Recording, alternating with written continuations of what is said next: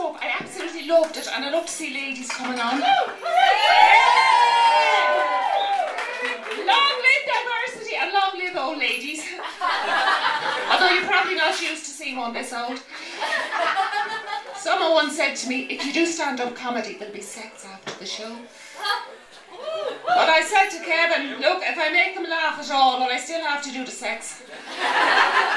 Because I swear to God, my back is broken after a funeral last week. Do you know the way sometimes you get turned on by all that hugging and touching? Do you know that you get when you're the chief mourner?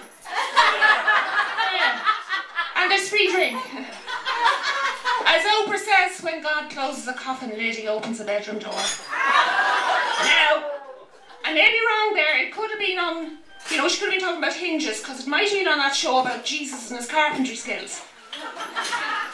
Anyway, I just go to funerals these days for the drink, to be quite honest with you. Any other ladies prefer alcohol to sex? Just me, is it? Give it time. As Oprah says, when the periods stop, the vodka begins. A dry white wine, if you think that's going to help with your mood swings. By the way, is there a doctor in the house? No. You see, my solicitor said I should always ask that on account of the libel laws. But I just want to say, in my own defence, wearing a see-through blouse does not constitute gagging for it. And you can't wear a bra with the old eczema. The last time I went to see my doctor, he gave me a very, very thorough breast examination. In fact, it was bordering enthusiastic. Which I thought was a little bit unusual for a psychiatrist.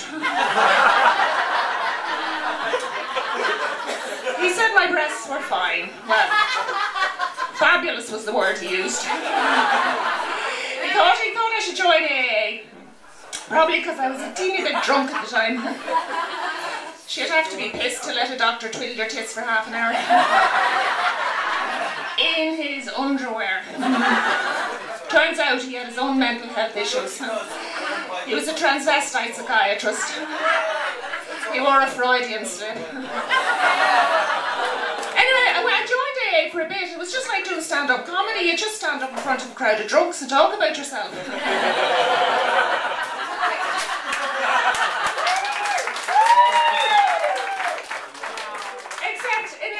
You to clap more when you're not funny. Which is just as well, because their sets are rubbish. I mean, how many drinking stories can you listen to in a night? But, no, I left, you see, because, you see, they were obsessed with finding activities to replace drinking. I had to leave. The sex had me exhausted. As Oprah says, sober sex isn't worth a fuck. It's like eating chocolate cake with the calories printed on it. Not that would stop her. No, I can't say she's fat. No, you're not allowed. Apparently it's politically incorrect. No, you can only use a sentence with the word challenged in it. Like Oprah's challenged. Figuratively speaking. A bit like my friend Marge, whom I actually ran into on the way here tonight. Now, fortunately, I wasn't driving the car this time. No, I came on the Lewis.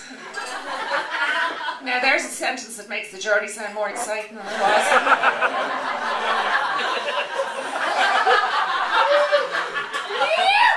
Yeah.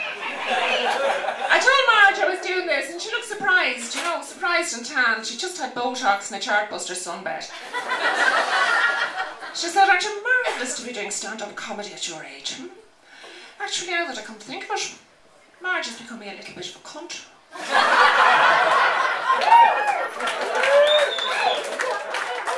Oh, she's very popular in the Residents Association, yes. You get a lot of cunts there. Or as they like to call themselves, people who protect property values in the area.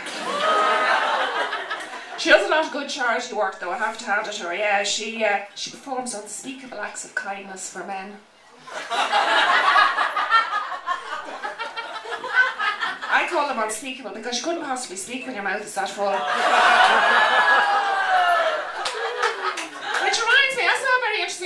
like last week. It was called www. Swallow, Don't Spit.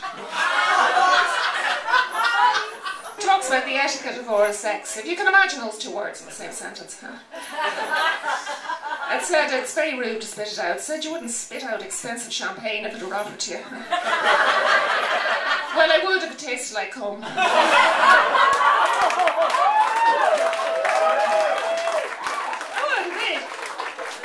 Marge is, I'm not saying she gives blowjobs to lead the band. No, it's more of an orchestra, really. Yeah. The RTE Symphony Orchestra, to be exact. She's very cultural, you have to hand it to her. Well, the clarinet player does, he's in a wheelchair. I ran into him years ago. As Oprah says, she's a woman whose right hand doesn't know what her left hand is doing, which now was a bit of a bugger when she was doing her driving test. Because there was the right hand on the steering wheel, minding its own business, totally unaware that the left hand was down the driving tester's pants trying to negotiate a full driving licence. They don't take you, love. No, actually, the driving tester was very surprised. She poor woman wasn't even a lesbian. And she's not going to become one now, not after our marriage. As Oprah says, women with osteoporosis, they'd rip the bollocks off you. Good night,